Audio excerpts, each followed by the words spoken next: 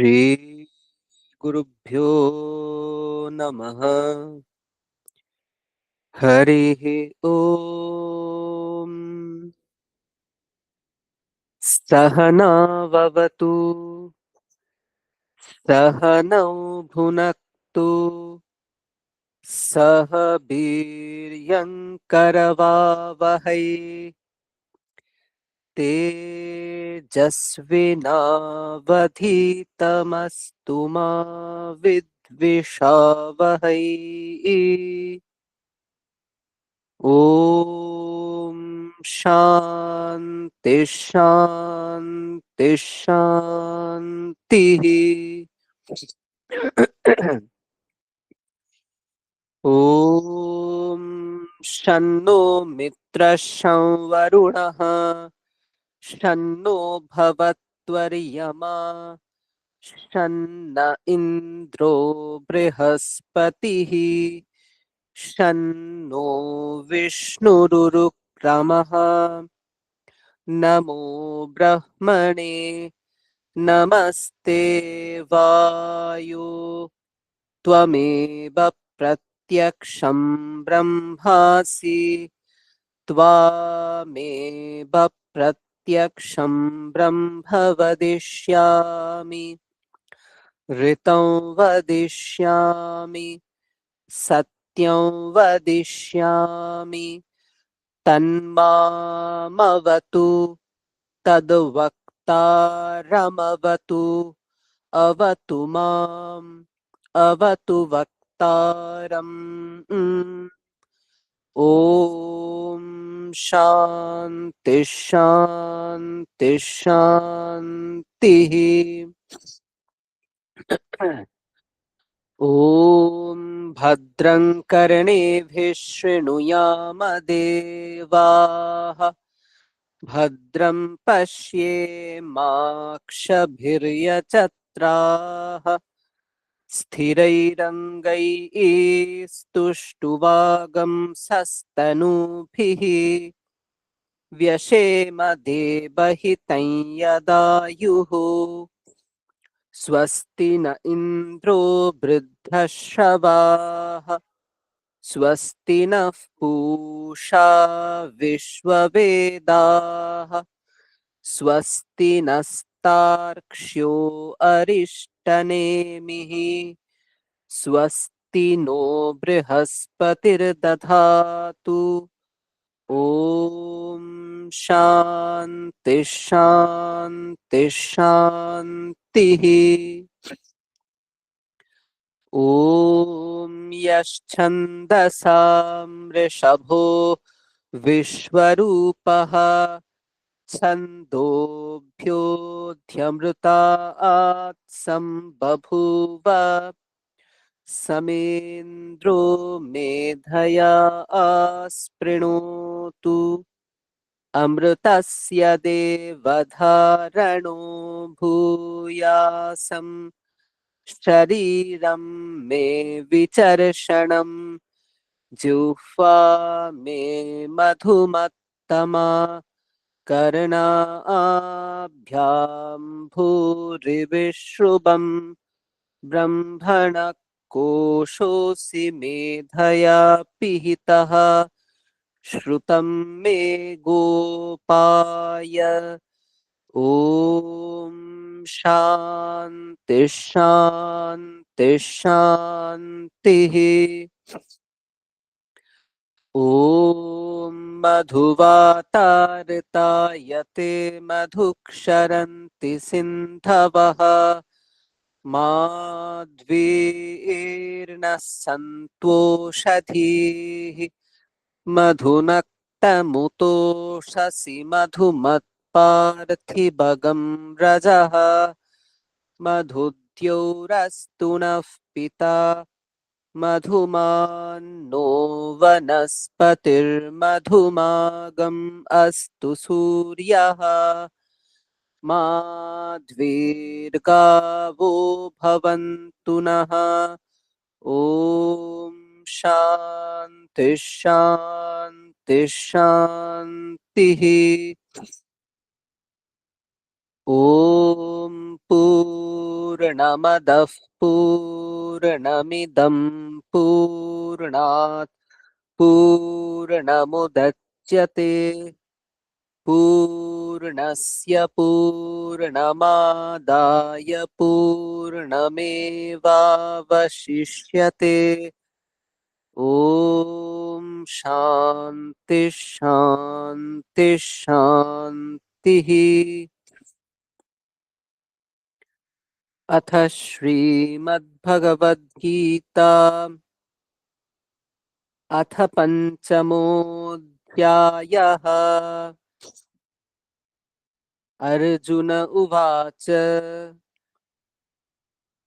सन्न्यासं कर्मणां कृष्ण पुनर्योगं च शंससि यच्छ्रेय एतयोरेकं तन्मे ब्रूहि सुनिश्चितम्। श्रीभगवानुवाच सन्न्यासः कर्मयोगश्च निःश्रेयसकरावुभौ तयोस्तु कर्मसन्न्यासात् कर्मयोगो विशिष्यते ज्ञेयः स नित्यसन्न्यासी यो न द्वेष्टि न काङ्क्षति निर्द्वन्द्वो हि महाबाहो सुखं बन्धात् प्रमुच्यते सांख्ययोगो पृथक् बालाः प्रवदन्ति न पण्डिताः एकमप्यास्थितः सम्यक् उभयोर्विन्दते फलम् यत् सांख्यैः प्राप्यते स्थानं तद्योगैरपि गम्यते एकं सांख्यं च योगं च यः पश्यति स पश्यति सन्न्यासस्तु महाबाहो दुःखमाप्तुमयो गतः योगयुक्तो मुनिर्ब्रह्म न चिरेणाधिगच्छति योगयुक्तो विशुद्धात्मा विजितात्मा जितेन्द्रियः सर्वभूतात्मभूतात्मा कुर्वन्नपि न लिप्यते नैव किञ्चित् करोमीति युक्तो मन्येत तत्त्ववेत् पश्यन् शृण्वन् स्पृशन् जिघ्रन् अश्नन् गच्छन् स्वपन् श्वसन् प्रलपन् विसृजन् गृह्णन् उन्मिषन् निमिषन्नपि इन्द्रियाणीन्द्रियार्थेषु वर्तन्त इति धारयन् ब्रह्मण्याधाय कर्माणि सङ्गं त्यक्त्वा करोति यः लिप्यते न स पापेन पद्मपत्रमिवाम्भसा कायेन मनसा बुद्ध्या केवलैरिन्द्रियैरपि योगिनः कर्म कुर्वन्ति सङ्गं त्यक्त्वात्मशुद्धये युक्तः कर्मफलं त्यक्त्वा शान्तिमाप्नोति नैष्ठिकीम् अयुक्तः कामकारेण फले सक्तो निबध्यते सर्वकर्माणि मनसा सन्न्यस्यास्ते सुखं वशी न बद्ध्वारे पुरे देहि नैव कुर्वन्न कारयन् न कर्तृत्वं न कर्माणि लोकस्य सृजति प्रभुः न कर्मफलसंयोगं स्वभावस्तु प्रवर्तते नादत्ते कस्यचित् पापं न चैव सुकृतं विभुः अज्ञानेनावृतं ज्ञानं तेन मुह्यन्ति जन्तवः।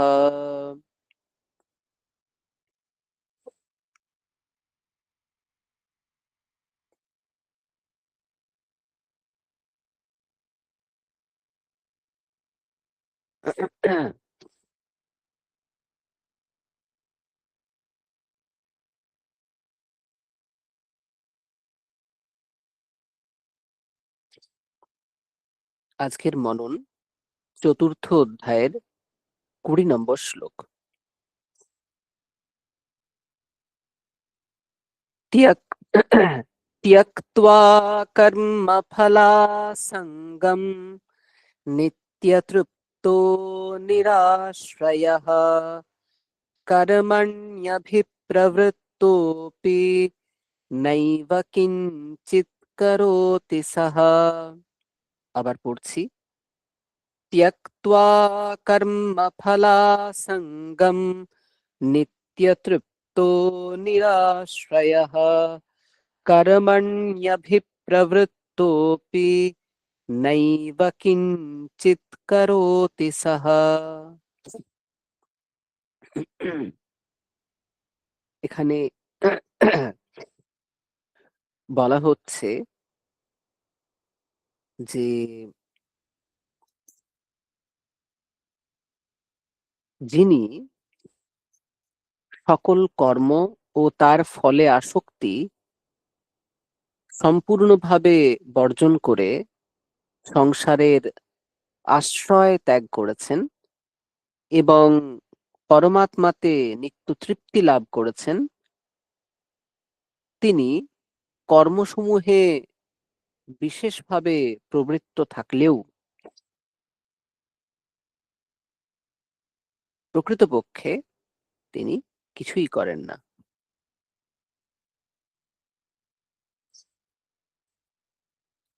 এখানে কার সম্বন্ধে বলা হচ্ছে?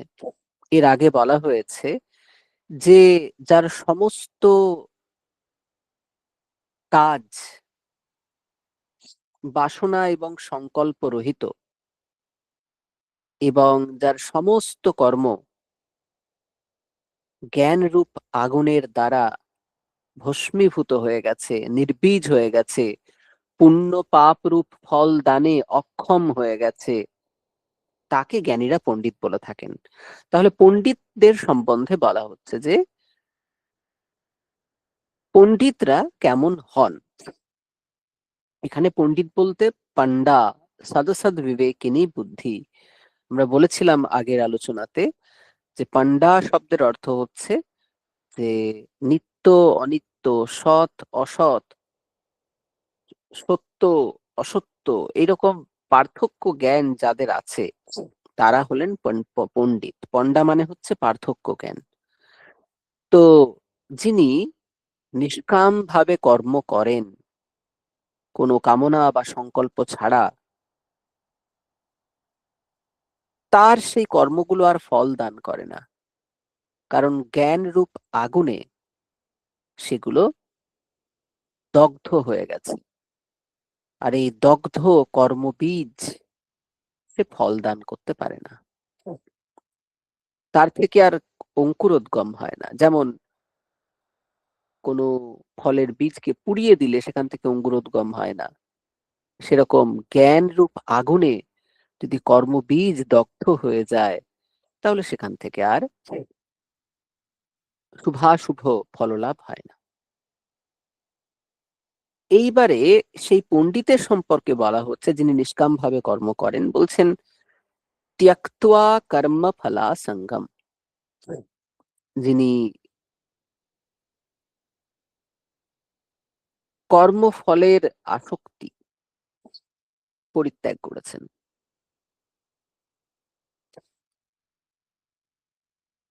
অর্থাৎ এই কর্ম আমি করছি, এই কর্মের ফল আমি লাভ করব, এইরকম যে অভিমান,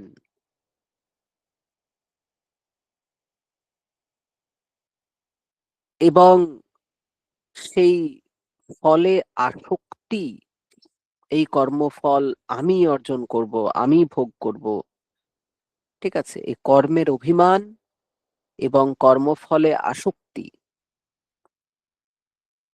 এগুলো যিনি পরিত্যাগ করেছেন। কেন পরিত্যাগ করতে পেরেছেন? না, নিত্য তৃপ্ত, তিনি জ্ঞানের দ্বারা নিত্য তৃপ্ত হয়ে গেছেন। জ্ঞান, এই জিনিসটা খুব ইম্পর্টেন্ট। নিত্য তৃপ্ত, জ্ঞান না হলে তৃপ্ত হওয়া সম্ভব নয়। কারণ আমাদের যত বিষয় ভোগের তৃষ্ণা, সেটা অজ্ঞানের কারণে। জ্ঞান হলে বাহ্য বিষয়ের থেকে আনন্দ অন্বেষণ দৃষ্টি সরে আসে। অর্থাৎ জ্ঞান উদিত হলে বাইরের বিষয়ে আর কেউ আনন্দ খুঁজতে যায় না, তারা অন্তরের আনন্দেই আনন্দিত থাকে। কারণ আনন্দ মহাসাগর, ওটা আসলে বাইরে নেই, ওটা অন্তরেই আছে। তাই অন্তরে সে আনন্দের অন্বেষণ সাধকেরা করে থাকেন। আমি মাঝে মাঝেই বলি যে বর্তমান জগতে যদি কেউ তৃপ্ত থাকতে পারেন, তাহলে তিনি আমাদের সংসারের মায়াজাল তো, বা যে মায়াজাল বিছিয়ে রাখা হয়েছে, তাকে অতিক্রম করতে পারবেন। কারণ যেখানেই ভোগবাদ আছে, কনজিউমারিজম আছে, মার্কেট আছে, সেখানে আপনাকে তৃপ্ত থাকতে দেওয়া হবে না। আপনার কাছে সবসময় কি নেই, কোন কারণে আপনি তৃপ্ত হবেন না, সেটা দেখানো হবে। সেটা আপনার বাড়িতে কোন কোন জিনিস নেই, অন্যরা কোন কোন জিনিস এনজয় করছে, চারিদিকে একটা অসন্তোষের বাতাবরণ তৈরি করা হবে। কারণ এটা না করলে আপনি কিনবেন না।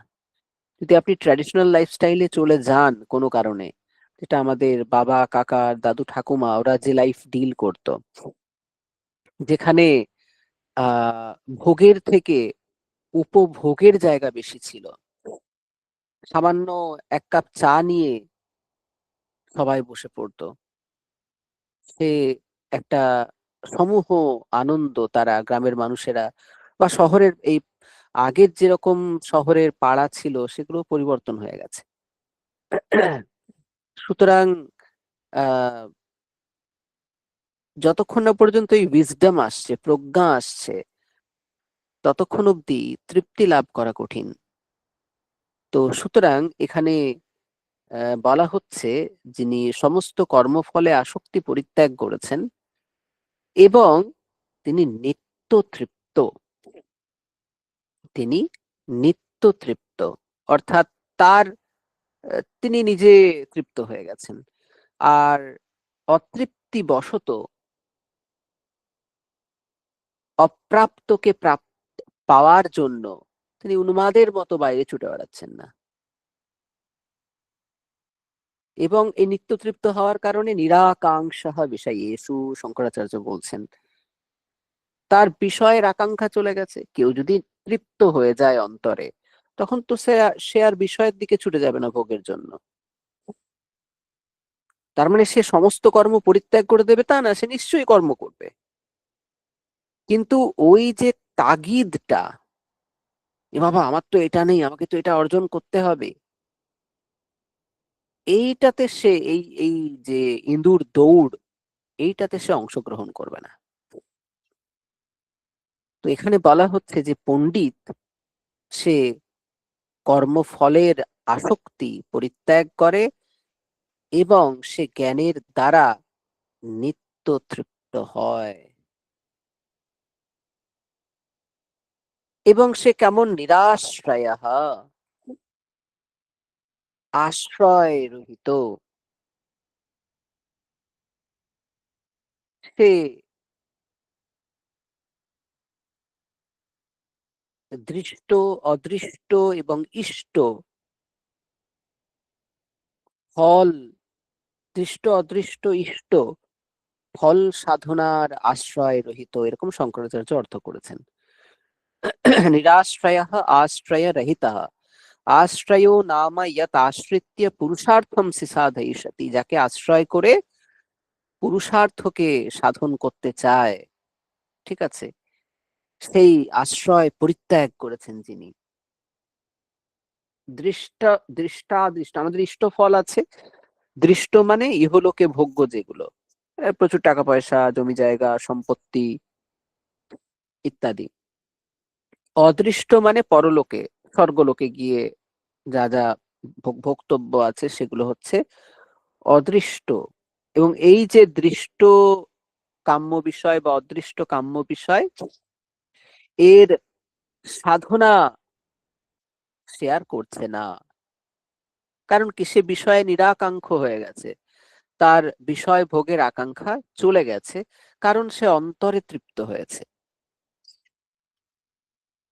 এই রকম যে ব্যক্তি, সে নিষ্ক্রিয়, সে আর কোনো কাজে লিপ্ত হয় না, মানে কামনাপূর্বক কোনো কাজে লিপ্ত হয় না।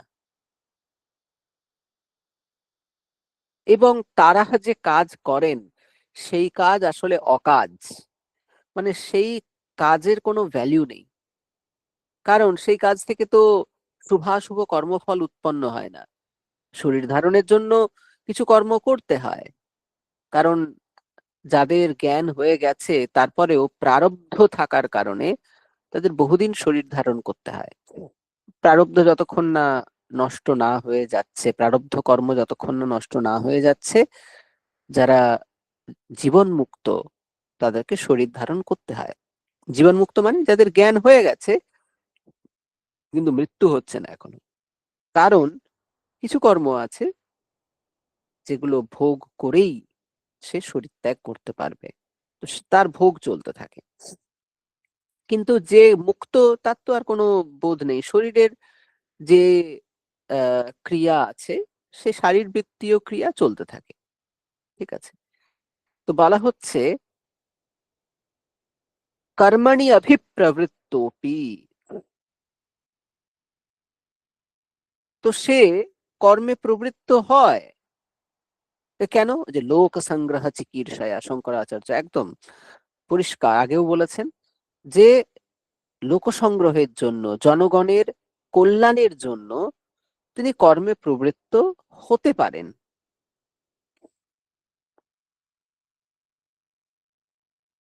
কিন্তু নৈব কিঞ্চিত করোতি সাহা, যেহেতু সে নিষ্ক্রিয় আত্মস্বরূপ, আত্মা তার তো কোনো ক্রিয়া নেই, সর্বব্যাপী, সেই নিষ্ক্রিয় প্রত্যগাত্মাকে তিনি যেহেতু দর্শন করেছেন, সাক্ষাৎকার করেছেন, তাই তার সমস্ত কাজ সেগুলো আর কাজ নয়, সেগুলো থেকে কোনো ফল উৎপন্ন হয় না। আর আজ ইংরাজি নববর্ষের প্রথম দিনে আমরা আবার, হ্যাঁ, আর একটা গল্প স্মরণ করবো, যেটাকে আমরা বলেছিলাম 99 চেম্বার। এই যে নিত্য তৃপ্ত, এটা শুনে মনে পড়লো, সেটা হচ্ছে অন্তরে তৃপ্তি আমাদের আসে না এই কারণে, কারণ আমরা সব সময় ভাবি আমাদের কাছে কি নেই, তার একটা বড় লিস্ট আমরা তৈরি করি, এবং সেটা আমাদের কাছে নেই বলে আমরা হাহুতাশ করি, অন্তরে অতৃপ্ত হই, দুঃখ পাই। কিন্তু আমরা ভুলে যাই যে আমাদের কাছে কি আছে, তার লিস্ট এর থেকে অনেক বড়। আমরা অনেক কিছু পেয়েছি, ঈশ্বর আমাদেরকে অনেক কিছু দিয়েছেন, কিন্তু আমরা তার জন্য কখনো ঈশ্বরের কাছে কৃতজ্ঞ হই না। তো একটা গল্প আছে যে একজন একজন কৃষক ছিল। সেই কৃষক অত্যন্ত আনন্দে জীবন ধারণ করত। সে একবেলা খুব ভালো পরিশ্রম করত, সে ভোরবেলা মাঠে কাজে চলে যেত, তার স্ত্রী তাকে সকালে খেয়ে যেত, আবার একবেলা খাবার দিয়ে আসতো। তো যেই 2-3 বেজে যেত সে মাঠ থেকে চলে আসতো, স্নান টান করে, খাওয়া দাওয়া করে, পরিবারের লোকজনের সাথে পুরো সময় যাপন করতো, একদম শান্তির জীবন, আনন্দের জীবন। ঈশ্বরমুখী ছিল, ঈশ্বরকে নমস্কার টমস্কার করতো, সন্ধ্যেবেলায় ধ্যান ট্যান করতো। তো এটা দেখে আমাদের পার্বতী মায়ের একটু করুণা হয়েছে, বুঝে তিনি শিবকে বলছেন, এই দেখো, এ তোমার এত বড় ভক্ত, তুমি একটু ওকে কিছু আশীর্বাদ টাশীর্বাদ করছো না। তো তুমি দেখো কত একটা কুঁড়ে ঘরে রয়েছে, একটা কিরকম দিন জীবনযাপন করছে। তখন শিব বলছেন যে ও তো ভালোই আছে, ও তো আনন্দে আছে, তো ওর তো কোনো দুঃখ নেই। তো বলছে না, তবু ওর ঘরটা পাকা নয়, যে ঠিক আছে তাহলে আমি ব্যবস্থা করছি। তো পরের দিন সেই কৃষক আবার মাঠে গিয়ে যখন মাটি খুঁড়ছে চাষের জন্য, তখন ঠং করে শব্দ হয়েছে। তো দেখা গেল যে একটা বড় ঘড়া কলসি, সেখানে অনেক সোনার মোহর আছে। তো খুব খুশি, সে সোনার মোহর নিয়ে বাড়ি চলে এসেছে। বাড়িতে এসে সেগুলো গুনেছে, 1 2 3 4 5 6 7 8, দেখে 99টা আছে। আবার গুনেছে, 99টা আছে। তো বলছে, না এটা তো পূর্ণ নয়, যতক্ষণ না 100 না হচ্ছে ততক্ষণ তো এই ঘোড়াটা পূর্ণ হতে পারে না। তো এটা পূর্ণ না করে সে তৃপ্তি পাচ্ছে না। ঠিক আছে, তো ওই জন্য ও ঠিক করলো যে আরেকটা সোনার কয়েনও তৈরি করাবে। এবার একটা সোনার কয়েন তৈরি করানো তো কঠিন নয়, তো এর জন্য মানে সহজ নয়, খুব কঠিন। এর জন্য ও প্রাণান্ত পরিশ্রম শুরু করে দেয়, না ওটা আমাকে পূরণ করতে হবে, না হলে আহ ওটা কেমন একটা অপূর্ণ থেকে যায়। সে কিছুতেই অন্তরে তৃপ্ত হতে পারছে না। তো সে তারপরে আবার পরিশ্রম করা শুরু করলো, খুব বেশি দুটোর জায়গায় এখন 4টে 5টার সময় ফিরে আসে। আগে যেমন স্ত্রীর সাথে এত প্রেমপূর্ণ কথাবার্তা বলতো, এখন খ্যাচ খ্যাচ করে, তার সন্তানদেরকে সময় দিতে পারে না, উন্মাদের মতো সে পরিশ্রম করে যাচ্ছে একটা সোনার কয়েন তৈরি করাবে বলে। তার যে মানসিক শান্তি ছিল, পারিবারিক শান্তি ছিল, সমস্ত বিঘ্নিত হয়ে গেল। এখানে যেটা আমাদের বোঝার সেটা হচ্ছে, ও ওই একটা সোনার কয়েন যেটা ওর কাছে নেই, যেটা হলেও ভেবেছিল পূর্ণ হবে, তার জন্য ও প্রাণান্ত পরিশ্রম করে গেল। তো একবারের জন্য সে বুঝলো না যে ওর কাছে 99টা কয়েন আছে। ওর তো খুশি হওয়ার কথা ছিল, তৃপ্ত থাকার কথা ছিল, কারণ ওর কাছে 99টা সোনার কয়েন আছে। ওর হয়তো আগামী জীবন দান ধ্যান করে সমৃদ্ধ ভাবে আহ বহুজনকে একসাথে নিয়ে সুন্দর করে কাটতে পারতো, কিন্তু না, ওই যে অন্তরের অতৃপ্তি, একটা নেই তার জন্য, তাতে সে ভুলে গেল তার কাছে 99টা আছে। আমাদেরও জীবন এরকমই হয়। আমাদের কাছে কি কি আছে এটা যদি ভাবার চেষ্টা করেন, দেখবেন মাথার উপরে ছাদ আছে, পরার জন্য বস্ত্র আছে, আত্মীয় পরিজনেরা আছেন, অনেকের বাড়িতে বাবা মা রয়েছেন, স্ত্রী রয়েছেন, সন্তানাদি রয়েছে, তারা সকলে আপনার সাথে আছে, বা আপনার থেকে দূরে থাকলেও আপনার প্রতি স্নেহপ্রবণ।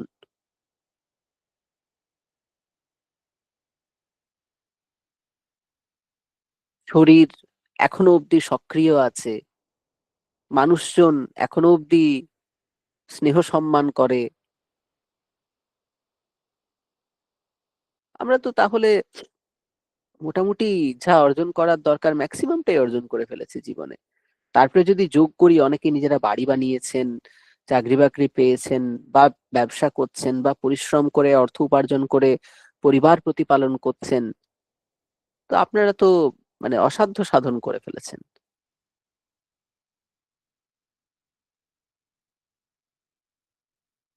অন্তত আমাদের এর জন্য তৃপ্ত হওয়া উচিত। তারপরে যা অতৃপ্তের লিস্টে আছে সে তো হবে, কিন্তু তার আগে 99টা যে সোনার কয়েন আমাদের সাথে আছে, এটা যেন আমরা কখনো ভুলে না যাই। আমরা যখনই পিছনের দিকে তাকিয়ে দেখবো, দেখবো কতটা পথ পেরিয়ে এসেছি আমরা, সেই পথে কত ওঠানামা ছিল, কত দুঃখ কষ্ট ছিল, সবকে অতিক্রম করে আমরা এসেছি। আমরা সবাই সার্ভাইভার্স। তো আমরা যেন নিজেদেরকে অন্তত এটা সব সময় বলতে পারি যে আমরা খুব ভালো কাজ করেছি, আমরা অনেকটা পথ পেরিয়ে এসেছি, অনেক বাধা বিপত্তি অতিক্রম করে আজকে এই জায়গায় এসেছি, অনেক কিছু অর্জন করেছি। যা কিছু অর্জন করা হয়নি তাও আগামী দিনে অর্জন করা হয়ে যাবে। কিন্তু যেটুকু আমি অর্জন করেছি তার জন্য আমি তৃপ্ত, তার জন্য আমি ঈশ্বরের কাছে কৃতজ্ঞ। এই বোধ, কৃতজ্ঞতা বোধ যদি অন্তরে থাকে, তাহলে আমরা অন্তরে তৃপ্ত হতে পারবো, আনন্দিত হতে পারবো। আর বাকি যে না পাওয়ার লিস্ট আছে সেটা আস্তে আস্তে পূর্ণ হবে। আমরা তো অলস নই, আমরা তো পরিশ্রম করবোই, কিন্তু অতৃপ্ত হয়ে পরিশ্রম করব না, তৃপ্ত হয়ে পরিশ্রম করব, আনন্দে পরিশ্রম করব।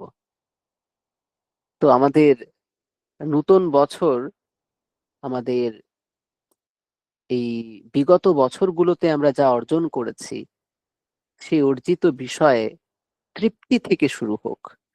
ঈশ্বরের আহ প্রতি আমাদের যেন ভক্তি অটুট থাকে। তিনি যা দিয়েছেন তার জন্য আমরা যেন তার প্রতি কৃতজ্ঞতা অনুভব করি। আজকে তার সাথে কল্পতরু দিবস। ঠাকুর শ্রী শ্রী রামকৃষ্ণ আজকের দিনে কল্পতরু হয়েছিলেন, অর্থাৎ সকলের মনোবাঞ্ছা পূরণ করেছিলেন। তিনি ভক্তবাঞ্ছা কল্পতরু। তো আমাদের তো ইচ্ছের শেষ নেই, সেই ইচ্ছের কোনটা ভালো কোনটা মন্দ তাও জানা নেই। তো ঈশ্বর আমাদের জন্য যা কল্যাণকর, সেরকম ইচ্ছা সমূহকে উনি পূরণ করুন। সমস্ত ইচ্ছা পূরণ করলে আমরা নিজেরাই বিপদে পড়ে যাব। তো আমাদের জন্য যা কিছু কল্যাণকর, আমাদের সেই সমস্ত ইচ্ছা ঠাকুর শ্রী শ্রী রামকৃষ্ণ আমাদের পূরণ করুন, এই প্রার্থনা রেখে আমরা আজকের উপাসনা এখানে শেষ করছি। এরপরে আপনারা প্রাত্যহিক ধ্যান, জপ, শরীরচর্চা ইত্যাদির মাধ্যমে আজকের সুন্দর দিন শুরু করুন। সকলকে সুপ্রভাত।